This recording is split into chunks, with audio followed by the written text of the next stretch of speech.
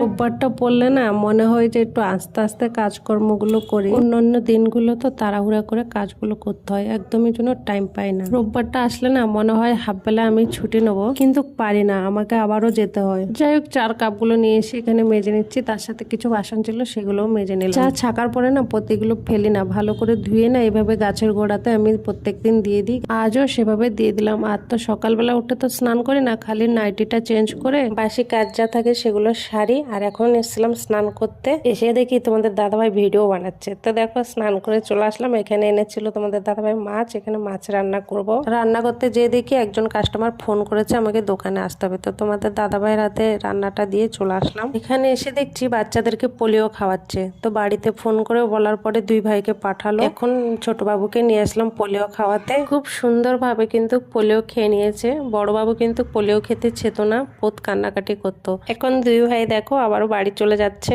ইনি আমাকে ফোন করে ডাকালো, ভাবছিলাম বিকালবেলা